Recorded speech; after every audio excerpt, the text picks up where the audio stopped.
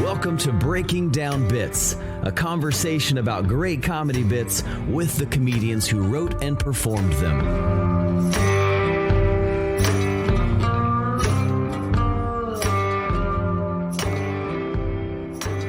Welcome to Breaking Down Bits. I'm Brian Gendron. I'm Drew Jordan, and it feels like it's been an eternity since we've done an episode of Breaking Down Bits, and at least we're coming back on a big note, a very, very fun and interesting guest today that we're going to have a lot of fun conversation about. And I'm just excited to get into Threeson. I can't even speak. Season 3. Here we are. We're doing the best we can, guys. Here we are kicking off Threeson. Good opportunity, Drew, to talk about our last episode, which was a clip episode. So if you're a comic who's short on time, which most of the case you get all the time in the world, but if you don't want to listen to 10 hours plus of our comedy interviews from season 2, Drew and I recap some of the best moments from the season. So check it out. Yeah, that's a really fun one. Just to kind of, if you want to just browse and maybe figure out which episodes are the most interesting to you, you can find it. Of course, breakingdownbits.com is the most beautiful website that Brian Gendron has ever built. And it actually is helpful. Here's the crazy thing. Most time people say, go to my website, and it really sucks. This one's actually really helpful. You get links to everything. You can see all the episodes. So yeah, thanks for checking it out. Thanks for being part of the crew here at Breaking Down Bits. Yeah, breakingdownbits.com. Also on breakingdownbits.com, not only can you find all of our podcasts, and by the way, they're available in iTunes, Spotify, iHeartRadio, all the places, YouTube for the video version. But also you can go where you can sign up for our online open mic, which has just been an incredible experience. I think you'd agree, Drew. Yeah, it's so good. People from all sorts of different levels of comedy, people who've performed for almost decades, and then brand new people. So no matter where you're at, if you want to get in, get a little extra work, get some great feedback from some amazing comics. I found that's the coolest thing, is to just shoot new bits out. There's no audience to boo you. There's just other comedians to help you. It's a very positive, interactive experience. You got to hop in there. Yeah, very positive, very constructive. I mean, the last one we had, just so much great advice, and it just helped me write, and I know it helped others. So check that out. Those are usually on most Tuesday nights. We've been pretty good about doing it every Tuesday. If you want to get in, breakingdownbits@gmail.com, and we'll try to get you in. One last thing I wanted to talk about, Drew, it's a callback to our show in Austin. I think that, one, I had an incredible time, and two, it came through the show, somebody that we met through the show, one of our listeners, and we were able to go out, film one of your New to Drews, go out and do a comedy show and work with some Austin comics. And then one of my favorite parts, Drew, is that you put together a video which was absolutely incredible and is something that they can use to market their show. Yeah, we had a blast over there. If you check it out, you can find the video. I think you shared it on the Breaking Down Bits Instagram. It's on my YouTube, which I've now finally crossed 100 followers, subscribers. So it's actually youtube.com/c/Drew is Talkward. Excellent. But we're excited to come to other cities and other markets. I know next month we're taking a trip March 12th to Lafayette, to the Worst Beer Garden. We're going to be working with Ian Lara, who's a past guest on the show at the Worst Beer Garden. So if you're in that area, check us out, get some tickets. And if you want us to come to a city near you, just talk to us, man. We'd love to take some road trips or some trips to visit comics from anywhere in the country or the world. We're international, man. We had a Taiwanese guy on the mic on Tuesday. We did. That's so fun. Are you ready to bring in our guest? Yeah, let's do it. Originally from East Nashville, Tennessee, Jessica Watkins is a New York City-based stand-up comedian, actress, and producer. She starred and co-produced the feature film Bad Batch, wrote and hosted the web series Let's Take a Walk with Jessica Watkins, and Tiki. She's been featured at Bonnaroo Music Festival, Accidental Comedy Festival, and Chicago's Women's Funny Festival. Some know Jessica for her 2014 Walk Across America. For over 8 months, Jessica pushed a running stroller, performing stand-up in dozens of cities along the way, and filmed the whole adventure. Part comedy special, part documentary, the feature film Special-ish premiered at the 2019 Broad Humor Film Festival, winning Best Feature Film, and is slated to be released through Random Media in April of 2021. Hey, Jessica, how are you? Hi. I'm just remembering we got work on our bios, right?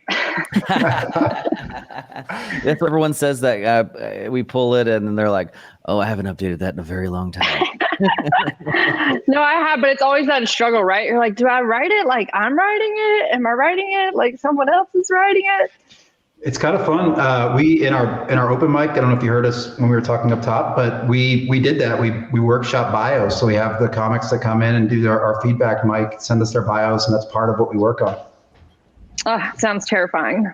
It is. So where in the world are we talking to you from? I'm in New York City. Sounds terrifying. Yeah. So yeah, that's actually, so I was in New York for the whole pandemic and I've left a few times, but now it kind of feels like a safe space because I went down south and it's the Wild West down there and people don't give a fuck. They're just like, every restaurant was packed. It's like 70 degrees. They didn't even have a crack a window. I'm like, you guys don't want just like a little bit of ventilation, like smoking cigarettes? It was insane. Once you've walked across the entire America, does New York just feel like walking down the streets really no big deal there? Now you've seen it all. Yeah, I mean, I'll definitely say walking in the middle of nowhere, not in the middle of nowhere, walking in unknown places like in the middle of America is way more terrifying, than New York City. Because there's people around, you know? Yeah. The homeless people will scream at you, and it's comforting. Well, when I was on the walk, that was me. So that's right. which I really honestly did not think about until I was like on the walk, and then people were like scared of me at a gas station, and I was like, oh, that's right.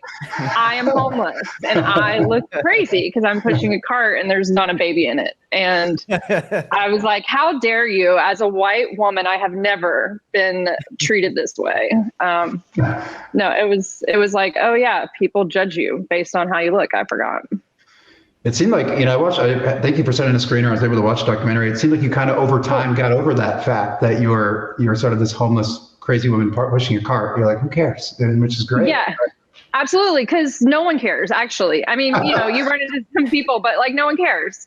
And that was definitely like one of the things that I learned, during making the project. And that's why the name of the film is Special-ish, because it's like, I mean, it's kind of special, but it's really not. Like, who cares? And then it's part comedy special. So that was where the name came from. But yeah, definitely just like living in New York City, you get, you get used to it. And then, it just started to feel really nice to be on the road, actually. Yeah, it's a wonderful special. It's like I laughed, I literally cried. It was like Yes. it's such a great. It deserves to win of awards, and it is Thanks.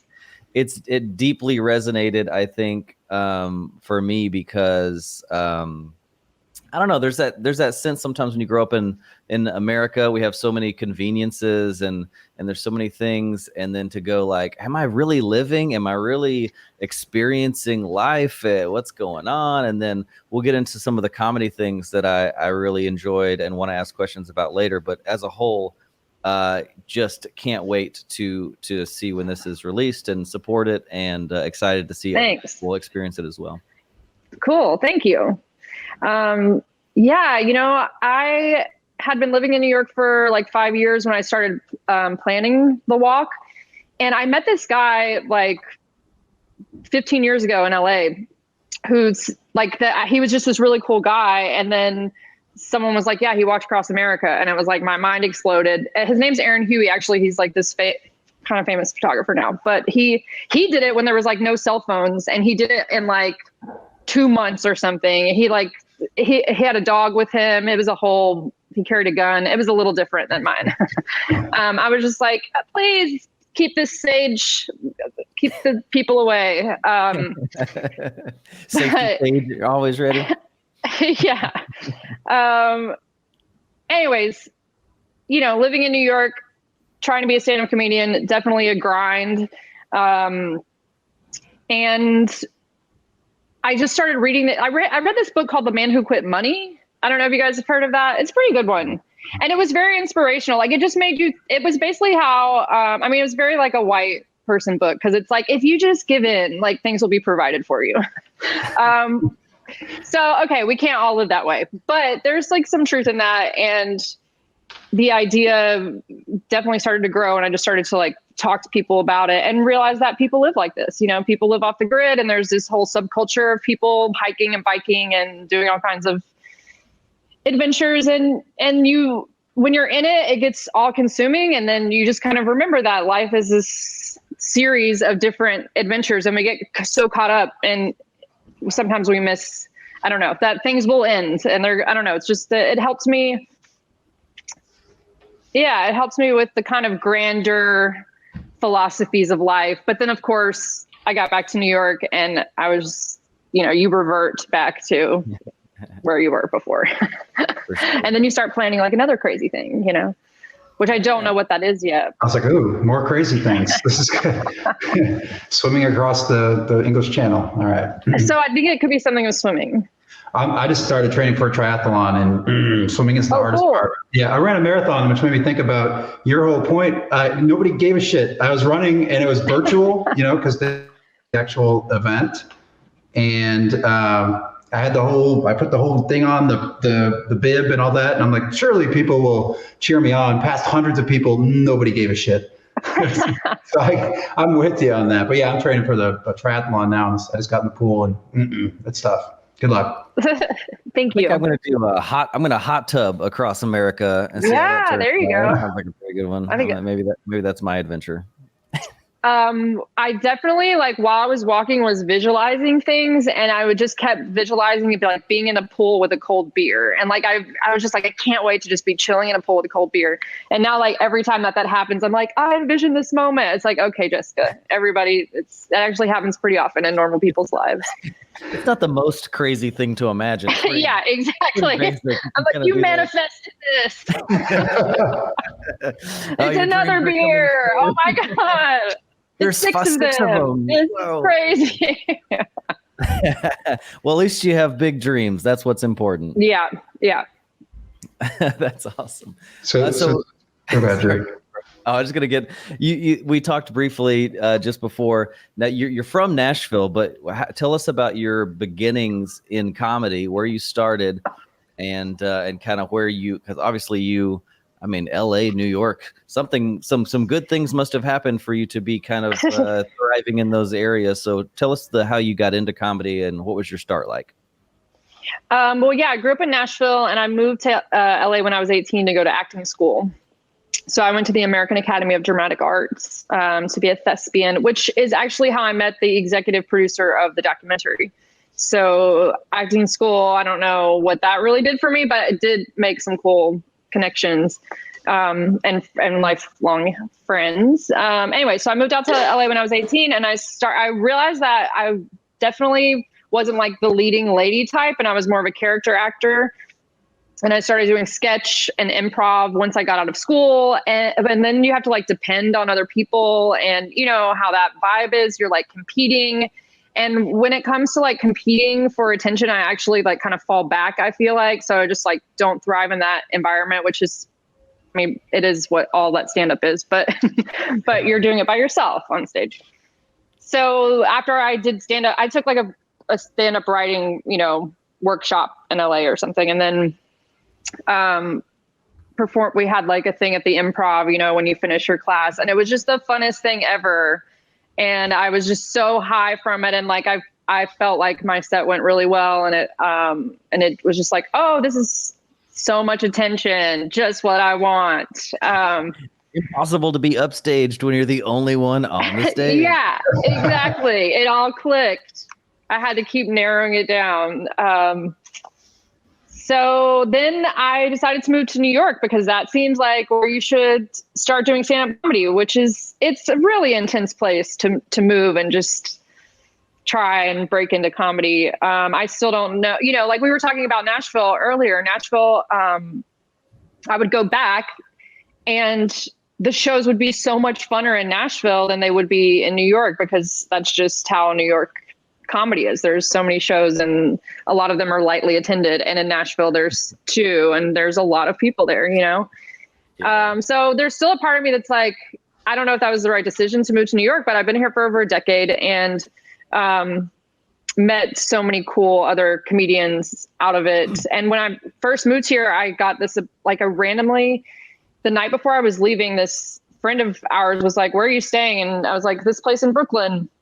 And he's like, "I'm going to be out of my apartment for the next 3 months. You should just stay there and pay me whatever you can afford." And it was in Soho. So like the really like bougie area, even though I was terrified, I was like, this place is terrifying. And now it's like, I could never afford to live there.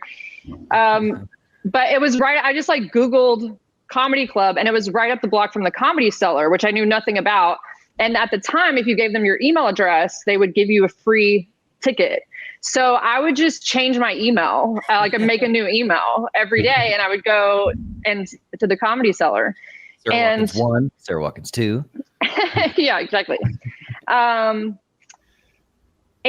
Jim Norton was definitely like, I kept seeing him appear there over and over again. He's like one of the main memories, but I would just go and sit and watch at the Comedy Cellar, having no idea that that's like the best place to go see comedy, you know?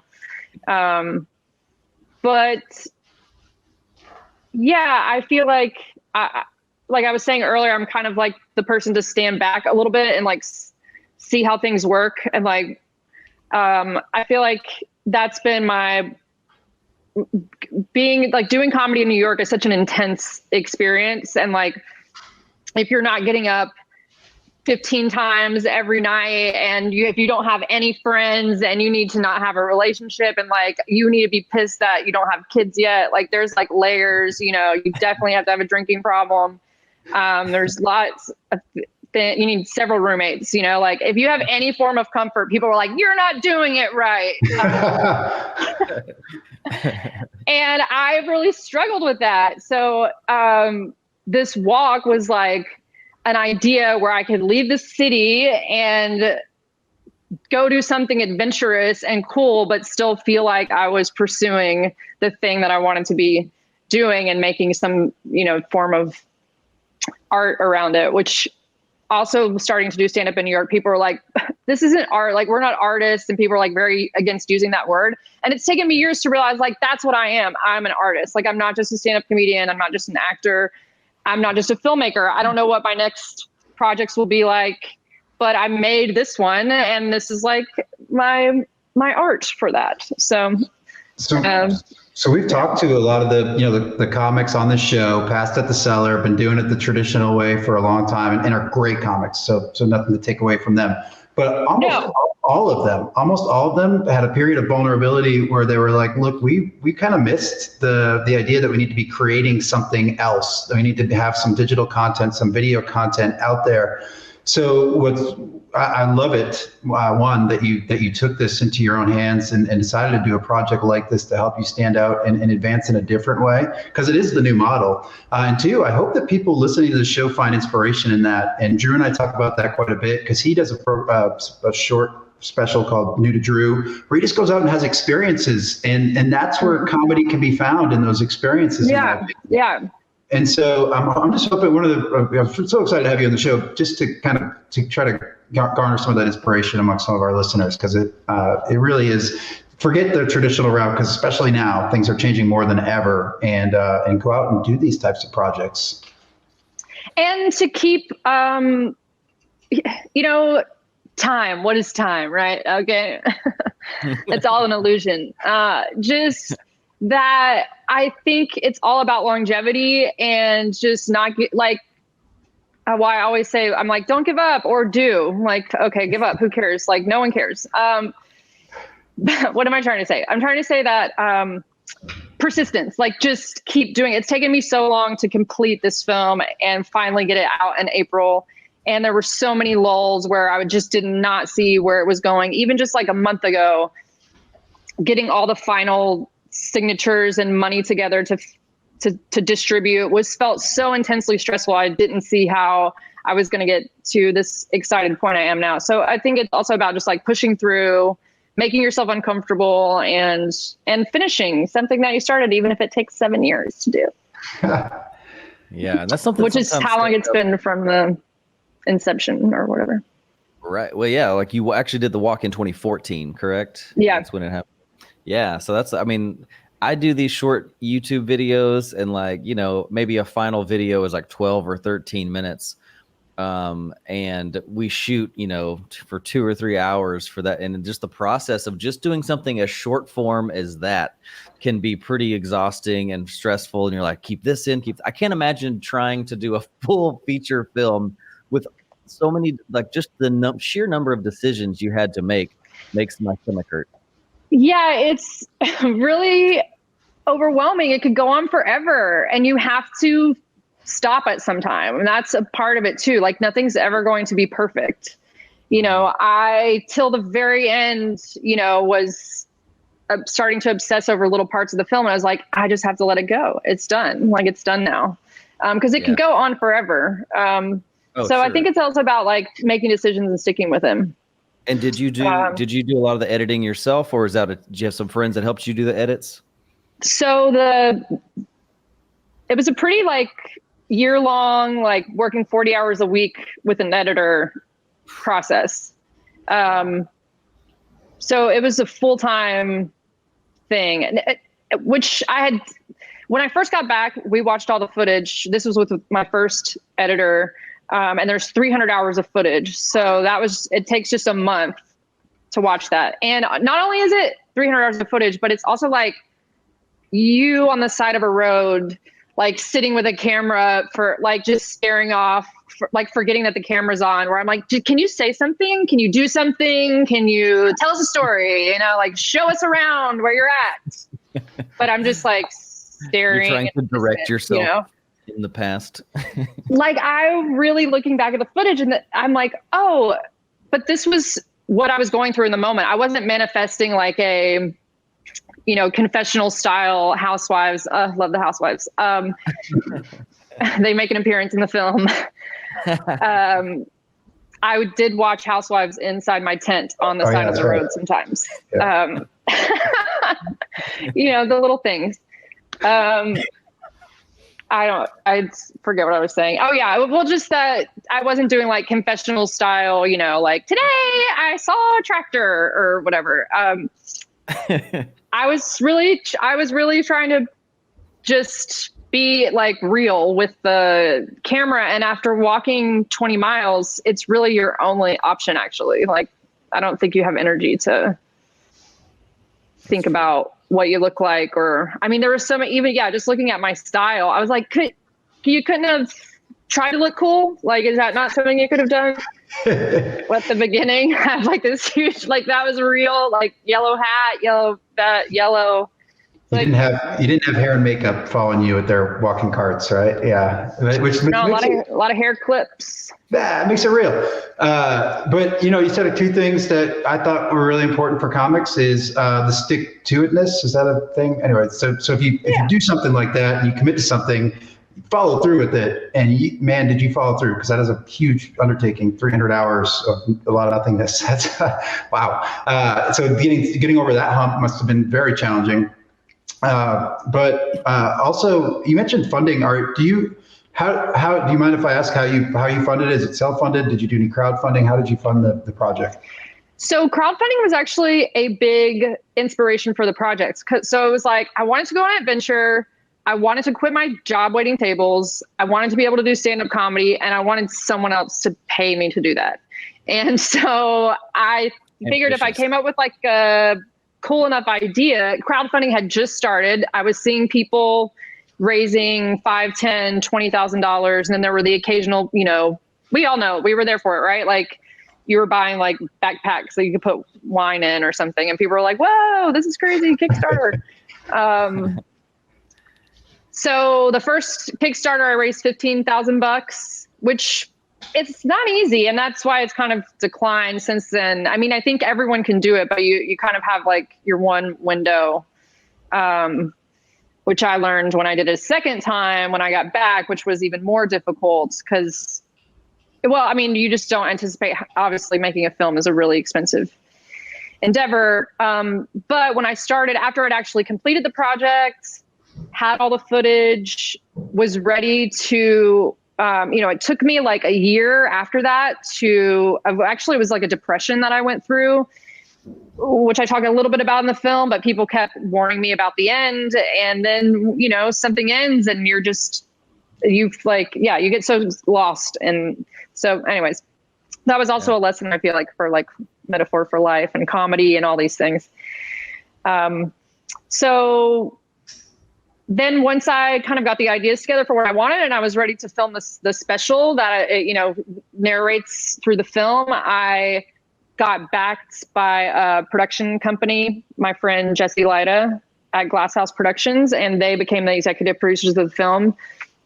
They more than matched the money that I raised through crowdfunding. So I was extremely lucky with that.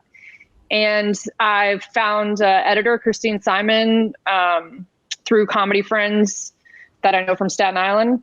And she and I started working together 40 hours a week. And we did that for like 7 months. And then I did this guy, Jason Welling, is an awesome story writer. And he came in at the end and kind of like brought it home, because after staring at it for 7 months, and for me, 5 years now, it's so, you lose, because you have context for everything. So you just get so lost in it. You're like, does this even make sense? Like, do people even know what this is? Like, what? You have no idea. So it helps. He was like amazing coming in at the end. And yeah, I'm really happy with how it turned out. Yeah, it's an incredible project and super inspiring. I think a lot of people will draw inspiration from this, comedians and otherwise, right? Like this is gonna be a very cool thing to get to share. And just my brief experience with it was like, wow, this is like all these ideas are popping in my head. And cool. Yeah, it's a new era for like stand-up comics / content creator type people. Like, I think we have opportunities to do that kind of stuff now that just did not exist in the past. And so you don't have to just be, a stand-up. You can do, like, turns out, whatever you want, and you can find your path. And so, like, for me personally, like, I found that, I do love stand-up, but I also love, making videos and all this other stuff on the side. And it's like, no, you don't have to be one or the other. You can really kind of be diverse and try weird and stuff. I think you have to pay attention to that, because if you really are, like an artist and like a creator, I think, you have to like lock into that part of yourself that's like telling you and pulling you in different directions, and know that like you can always come back. Like, for instance, with this last year of pandemic, I've been working on the film and just getting it ready. And this is the first time in the last decade that I haven't been up doing stand-up, and that I also haven't felt guilty about it when I'm not, because there's that constant, like, you're not doing enough, you're not out, and this is the first time I've ever not had that. And it feels great. And I'm just allowing myself to not have that feeling. And it's so much more healthy in a creative way, and making me like so much more excited about if the world ever opens in 3,000 years from now and we get to do stand up on a stage again. It's making me excited for that. I'm gonna pop it back up, but our friend Joel Byers over at Hot Breath, former guest of the show, said he's been following your journey since it started. So we're excited that Joel's on here and friend of the show and a fan of yours. A few things that I really liked that you said was that you use your network and not spoken about maybe enough in comedy, or maybe not spoken about in the ways that really that comics can use it to advance their career. But you had somebody you met in film school, you had comics that you met that could edit, and then eventually you met this storyteller. And so leveraging your network to complete these projects is so critical. Find out who within your network, like Drew. I mean, pulling this together and doing all these projects with Drew is really just complimented me well, because he's such a creative when it comes to video content. So find those people in your comedic network to help you accomplish these types of things, and that's very inspiring. Absolutely.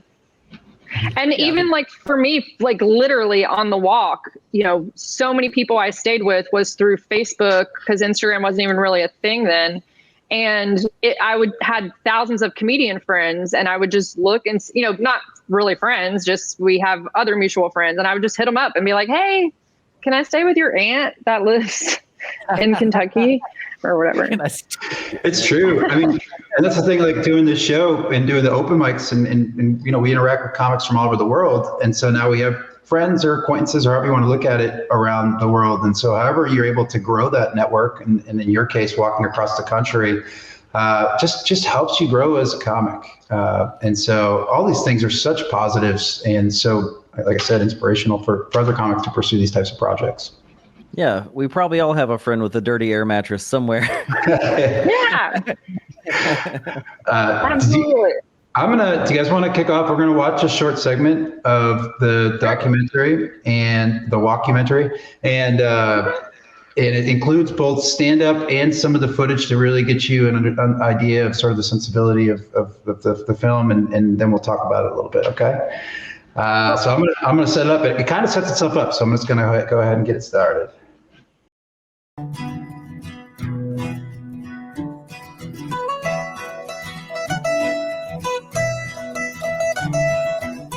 I'm going through the South, this area where, although I grew up there, there are people that see the world differently than I do.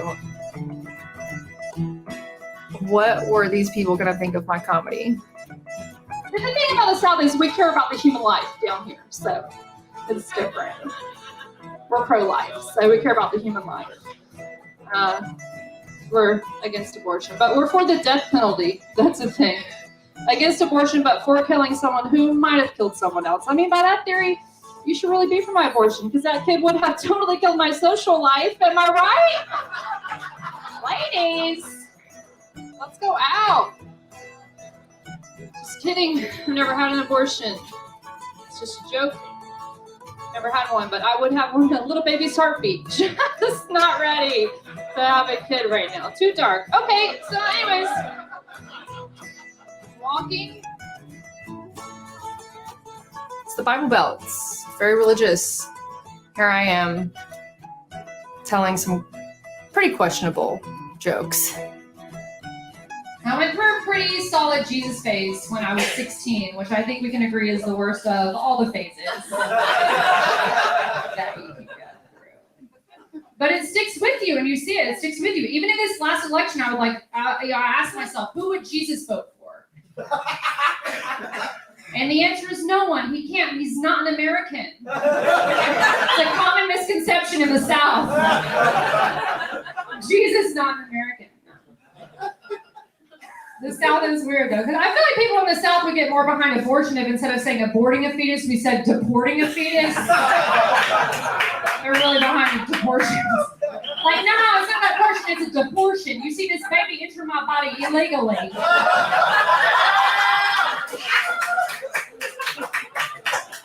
I'm going to go ahead and deport it up to heaven, okay?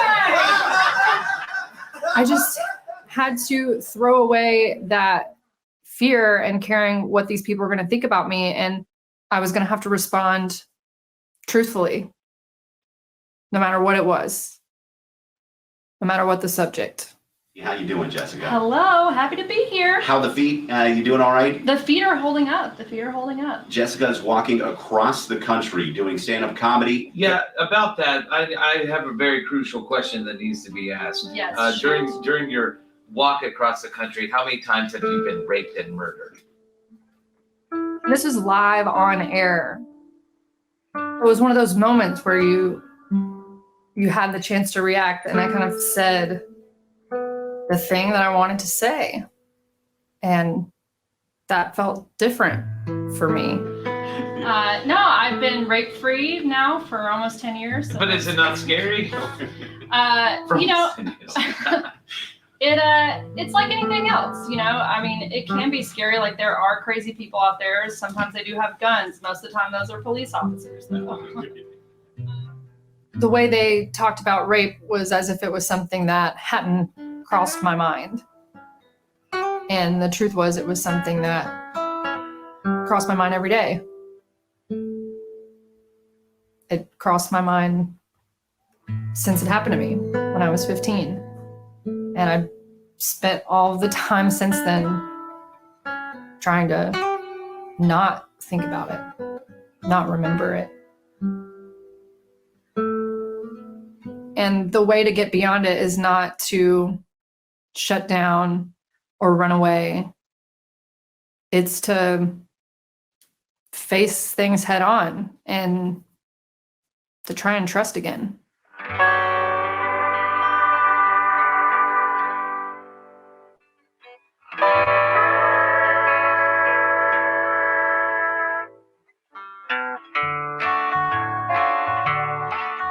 And Tennessee was a great state to go through. I get a message, someone's like, hey, we got a place you can stay and a plane you can jump out of. I'm like, yeah, that sounds cool. So this guy, he's gonna take me to the skydiving place. He's like, hey, before we go, let's go visit my brother real quick. And we're kind of meandering up this mountain, and I totally lose cell service, and I realize at that point that I have no idea who I'm with, where I'm at. Like, this is probably the beginning of my Lifetime movie. It's gonna start with a death scene on the top of the mountain. And they'll be like, why did you do that? Oh, needed attention, got it. And we get to the top of this mountain, and there is just a big abandoned barn on the top of this mountain, and his brother is sitting in a lawn chair staring off into the woods, which is always a good sign. Like, he was looking at nothing, but he was seeing something. You know what I mean? Something was there. His brother's like, you going to the barn yet? I was like, have not done that. I'm excited to do it. Let's do it. Let's get in there. So I get in the barn, they're distilling moonshine. I'm like, all right, this is cool. I will take some moonshine, please. This will make my death easier. So I'm just sipping moonshine. They take me back into a further room where there's a large round bed. The kind of round bed that you don't want to see when you're in a barn alone with other men. The third guy enters, and he comes over and he's really excited to meet me. He like shows his book in my hands, and he wants me to look at all these dragons that he's been drawing for what appears to be decades. So I'm just flipping through, drinking my moonshine, and then the guy I'm with goes over and he opens up a safe and he pulls out a bunch of cocaine and he starts weighing it out in front of me. And he's like, I don't know why, I just trust you. And now I tell this story on stage, so clearly he's a very poor gender character. I mean, I'm in the South, I'm not rude. You do a little coke. You don't die, you do a little more. And then he's like, all right, let's go skydiving.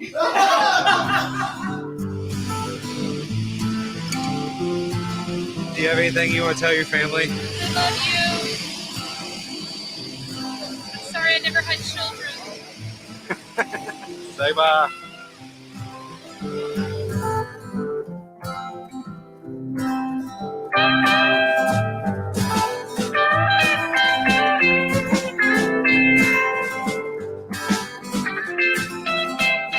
Well, I'm not gonna be an astronaut. I'll never see I just decided to go with things and say yes and not get in my head about it and wonder what was going to happen. It felt like this balance between being in control and totally out of control.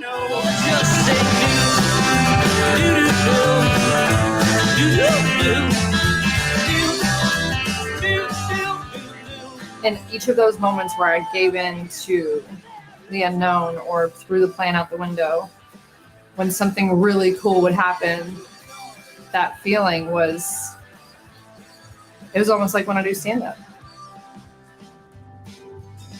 So I'm out there on the road, got this new sense of freedom. I'm giving in to the unknown. And then I got a visitor. Coked up, drunk on moonshine, and skydiving. Yeah. Oh gosh, that's so good. I was really concerned with the fact that every time I've ever seen anyone skydive, they always have that cool little suit on. You did not. You were just wearing your street clothes, and so was everyone else. Yeah, that place was a little sketch. I don't know.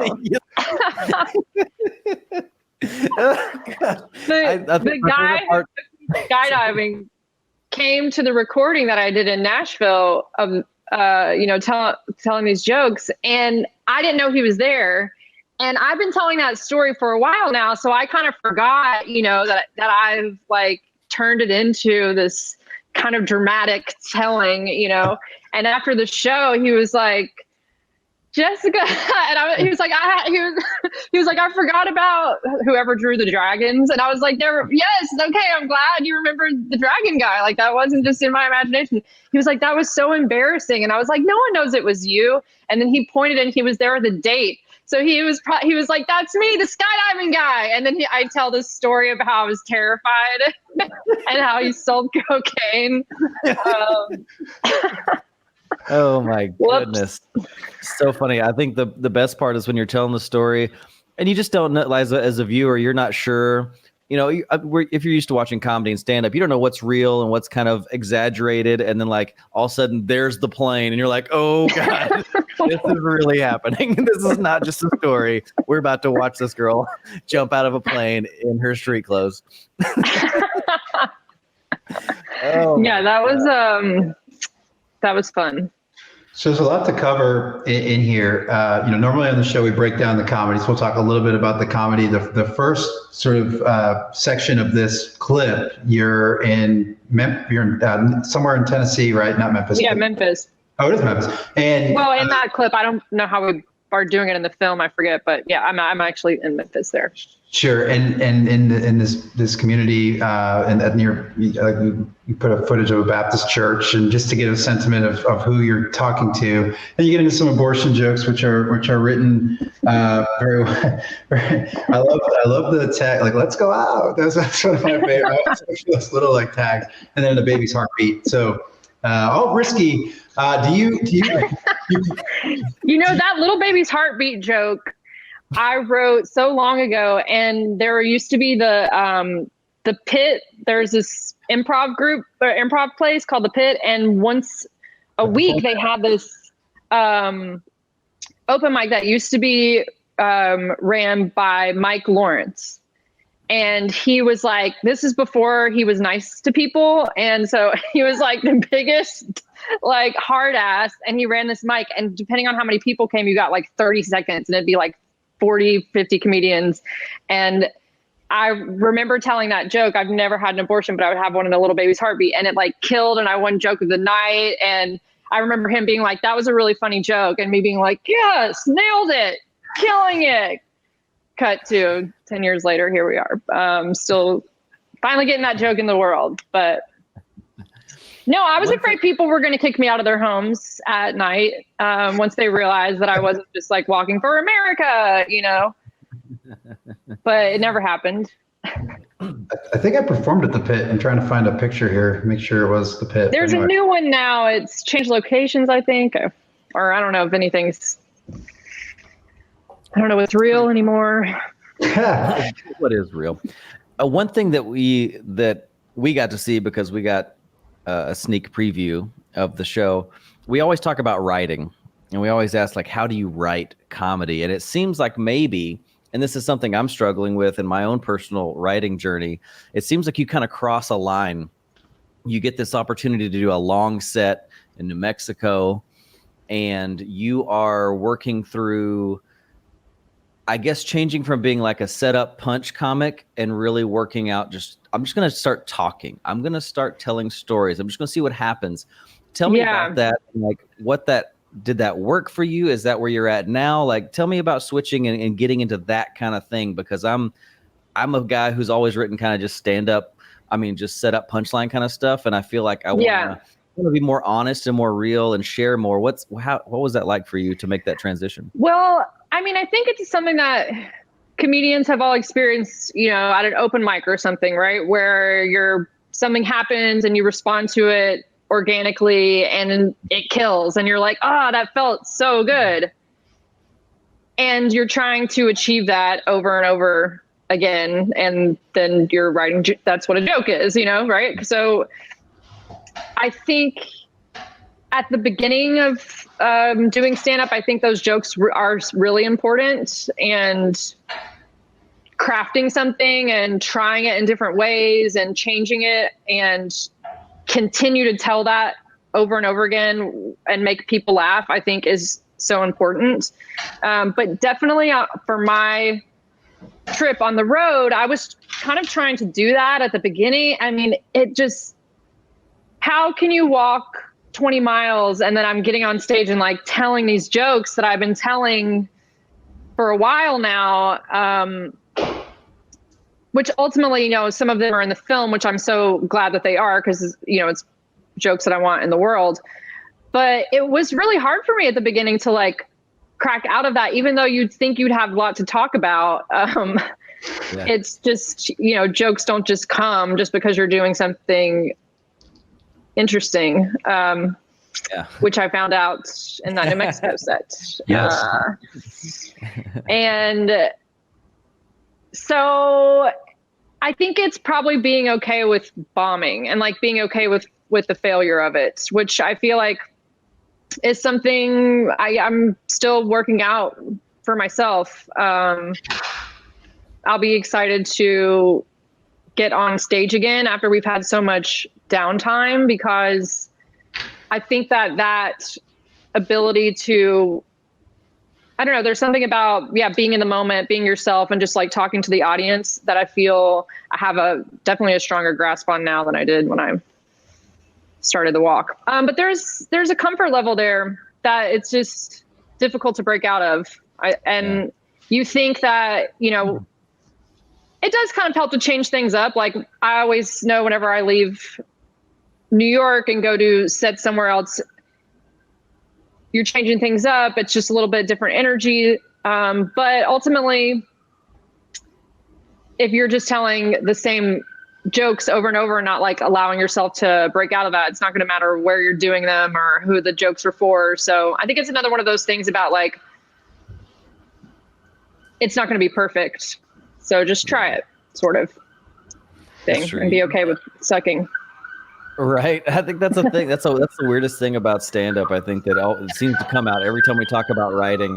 It's like you have to be okay with being bad and bombing, and you have to, if you're not taking a risk somewhere, then chances are you're not at your best. Like it's in that risk that you grow. And if you're not taking risks, then chances are you're telling the same 10 minutes of jokes at every open mic and you're not progressing. Yeah. I think comics and even audience members appreciate somebody or respect somebody who tries something and bombs. At least, audience members eventually want to laugh too, so don't get the wrong idea. But they do respect the fact that you went for it, and then you did it gracefully and just moved on without being affected by it. And so that's a part of stand-up, I think, is being able to take those risks, even if they don't pay off. It's all about the audience trusting you, right? So we all feel that when a good comedian is on stage, and we might know that they're bombing, but we still trust them. Dave Chappelle, like best comedian ever, right? Like even, I forget which one of his last specials, there's like some bits where I'm like, I'm not totally on board with what you're talking about, but I trust him. Like I will trust him. He can do no wrong to me, like in my mind, because I just trust wherever he's going. And some, like anything else, some things are going to work, some things aren't, and you just keep it moving. But I think that that's why, like when I was in the Bible Belt and doing these abortion jokes or, shitting on religion or whatever,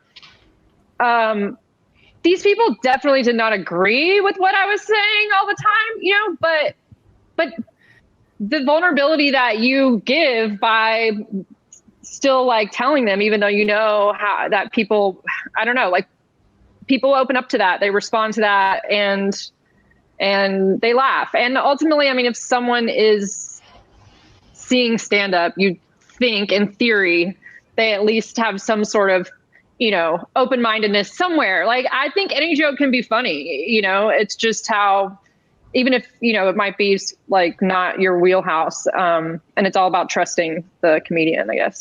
Mm-hmm.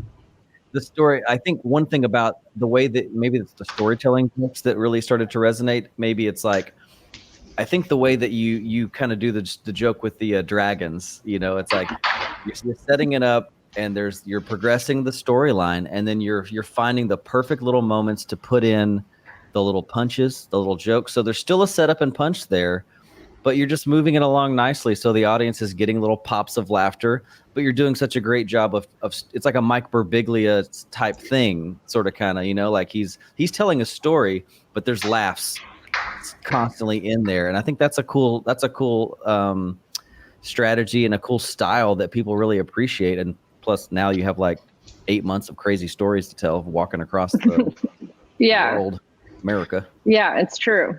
It shows your growth. I mean, just between those two clips, it shows growth to me. That you talked about those jokes that killed at Pitt 10 years ago that you were telling over and over again, versus these stories that you've plugged in these funny moments. To me, it's growth, and I thought it was great. I also wanted to hit on, because this is such an important part of the documentary, and I think important part about comics in general. You talked about your sexual assault with the radio interview, and it's a constant theme throughout the film. And to me, part of what this is about is sort of overcoming that past trauma and putting yourself in the situation where you are completely vulnerable, all by yourself, walking across the country and just being like, I'm taking control of my own life. And so that's really powerful. And I think that whatever trauma that comics have been through, and it seems like everybody has been through, universally, comics have gone through some level of trauma.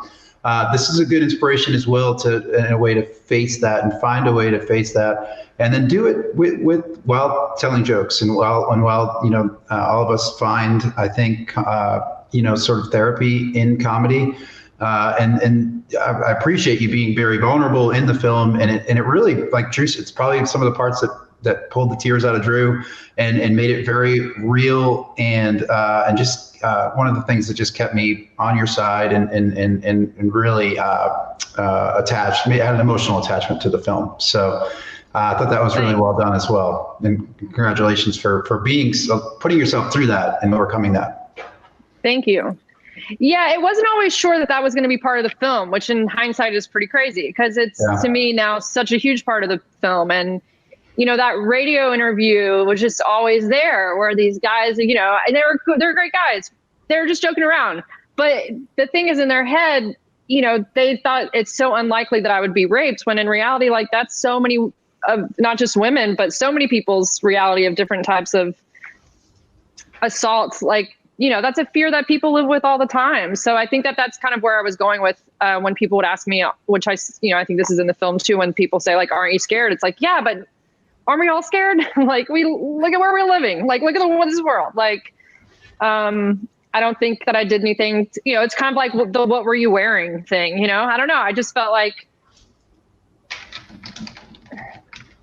fucked up shit can happen to you wherever, whether you have a cart or not on the side of the road, or if it's just like your weird friend's house or whatever, Yeah. Do you feel like that your comedy, and I'm curious, I'm kind of struggling with this. Do you feel like that maybe your experience, I feel like sometimes comedy that has a point or has I don't know, if you're some comedians have a thing in the back of their mind and they're like, hey, I want to create a real connection and I've got a story, I've got a mission, I've got a thing I want to talk about.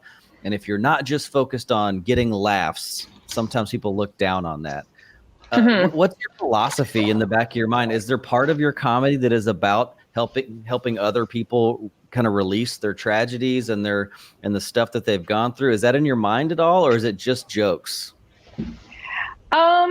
No, it's just jokes, but that is just who I am innately, or through happenstance. That I see, like, I want people to see the hypocrisies, and those are just the things that I'm kind of drawn to. And after, like, the trauma that I went through, but who I am now through, like, therapy and telling your story, which this for me is such a culminative, is that the word, thing in my life, to be able to put this out in the world. It's going to be a really, like, release, which I've already released different periods and different things in my life, but I feel like this is going to be a very cool feeling. And I think it's so important for people to tell their story in whatever aspect they want to, even if that's just telling a friend or a therapist. It doesn't have to be, this route of walking across America, making a documentary. But through opening up about my story over the years, I was just always surprised by how many people said this same thing happened to me or something similar happened to me. And so I think also I would just hope that other people see it and know that they're not alone, because, you know, we're not alone, and you can still keep going and like create cool shit. Yeah, obviously the jokes are there. It is funny. You are a very funny writer and a very funny stand-up, but I also think that you have a credible opportunity to really help people. And I have a little sticky note that says humor eases shame, because I grew up as a Christian boy. Shame is the worst. I'm like try so hard to be shameless, for sure. Yeah, and I think that your comedy is going to be transformational for some people. It's going to open some doors, and it's going to make them laugh as well. So just thanks so much. Yeah. All right, guys, I'm going to move us into our last segment, which is called Last Laugh. So bear with me here.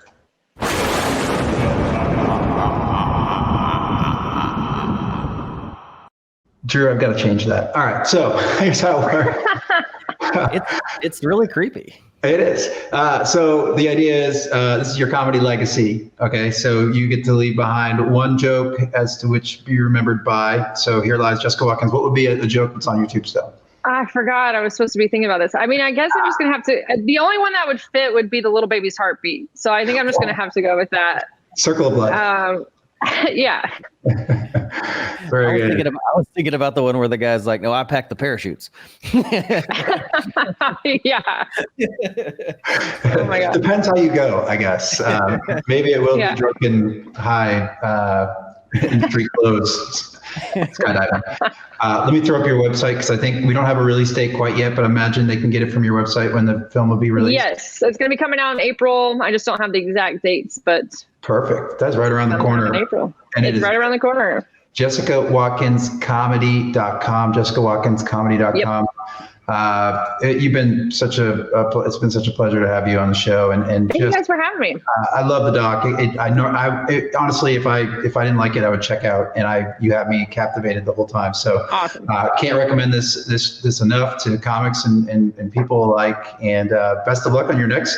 Thank you. Yeah, I'll let you guys know. Next. Yeah, please keep in touch. And this has been Breaking Down Bits. Thank you all for listening. Thanks so much. Yay. Thank you. And we